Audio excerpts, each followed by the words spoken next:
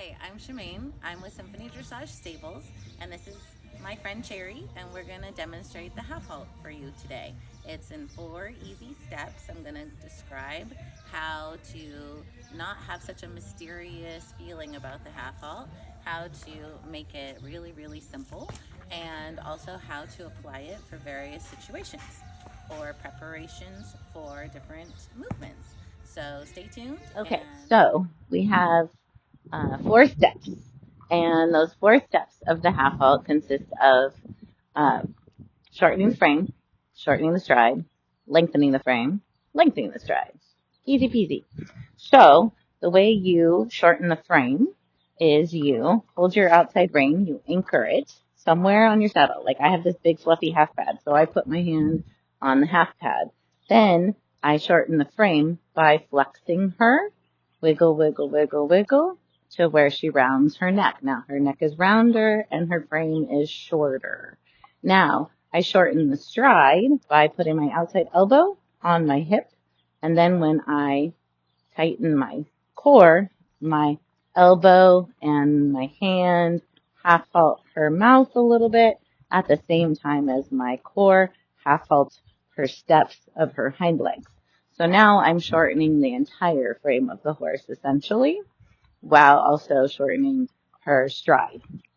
Okay, now that's the first half of the half halt, or you can call that a downward transition preparation. Okay, so I use that sequence for a downward transition. So number 1, shorten the frame.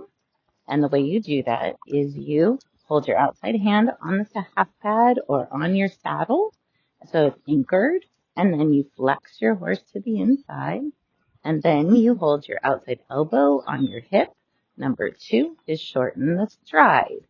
So now I've got a shorter frame and a shorter stride. Now I can take that shorter frame and stride to a halt by continuing to tighten my outside elbow on my hip and my stomach muscles. Good girl. Now my upward transition, then I follow it by saying, okay, now I want to lengthen the frame. So I allow my elbows to leave my hips. Now she's lengthening her neck downward. She's curling a little bit, but we're not going to worry about that. And as she lengthens her neck down and stretches it out a little bit, then her back is loose enough so that I can allow her to then lengthen her stride, okay? And lengthening the stride is the moment that I ask her to maybe transition up. So if you think of this as a down transition to an up transition in every half halt, then the phrase transition within the gait makes a lot of sense. So that's the sequence of the half halt, down transition to up transition. So 2 steps is for the downward transition is shortening of the frame and shortening of the stride. 2 steps for the up transition is lengthening of the frame and lengthening of the stride. So now I will try to demonstrate. The half halt is also used to get attention.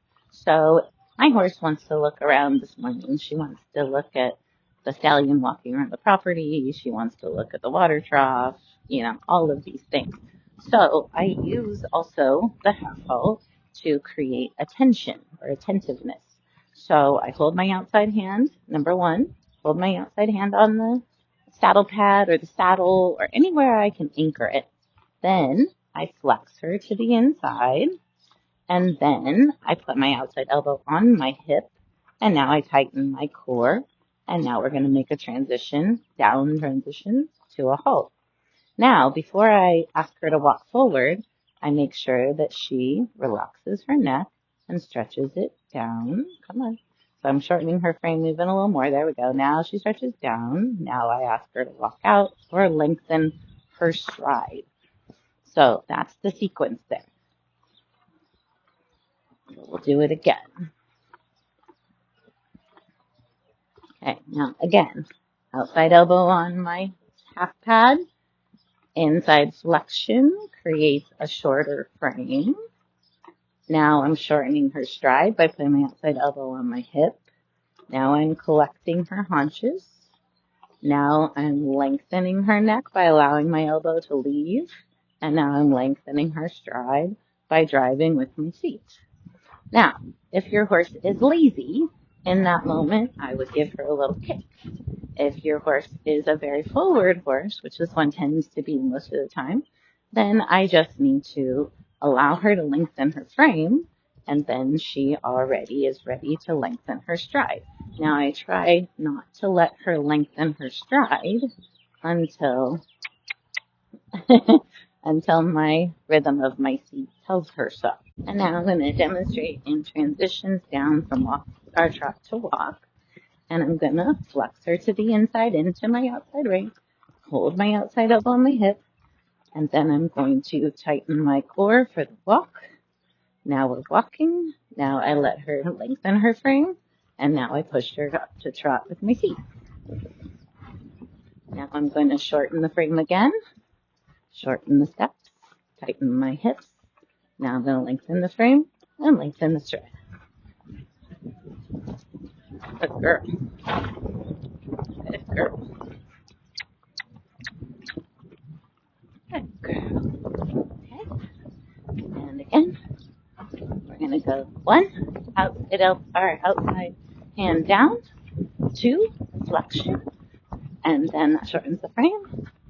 Now 3, I'm going to shorten my steps with my pelvis and bring her all the way to walk. Now I'm going to lengthen that frame, and she lengthens her stride really easily from my hips. Now I'm going to show you an actual half halt. So I'm, again, shortening the frame, shortening the stride, lengthening the frame, lengthening the stride. Now we're going to do it again. Shorten the frame, shorten the stride. Good.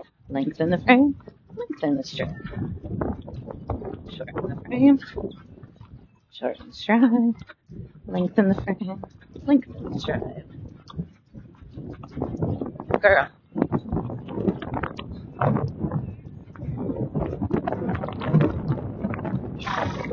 Good girl. And now we're going to prepare a canter transition. Now, to prepare for a canter transition, we have the same sequence. We step to the inside to shorten the frame. We outside elbow anchor to shorten the stride.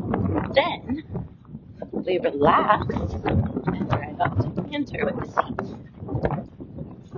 Now, because my horse knows the sequence so well, it's really easy for me to ask her to canter because she's very receptive to it. Good girl, Candy. You're doing great. Okay, now I'm going to prepare a down transition to the trot. So, the same thing. I'm going to flex her to the inside to shorten her frame. Anchor my outside elbow to shorten the stride to the trot or walk. I wasn't prepared for that, but I'm not going to punish her. Good girl. Good girl. Shorten the frame, shorten the stride. No, quit spooking at the water trough. See, but if she's spooking at the water trough, then I can flex her. Now she canters. Good girl. I'm going to do it again. Shorten the frame, shorten the stride, down to trot. Lengthen the frame, lengthen the stride, back to canter. Girl. Good girl. Good girl. She's being a good little demonstration pony. Yes, she is.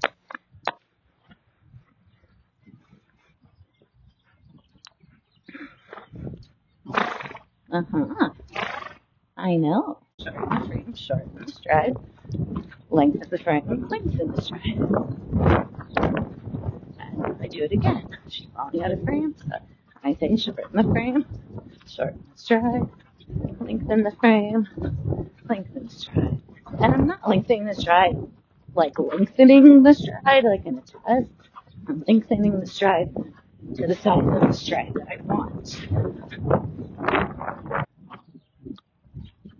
You know what, Mona? Could you move it a little bit more over here, and then I can use that whole section that's... Are you serious? That whole section that's watered.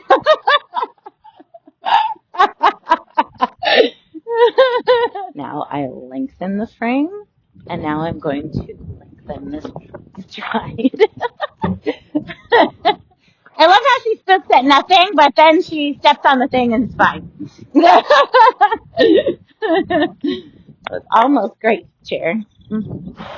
Almost great.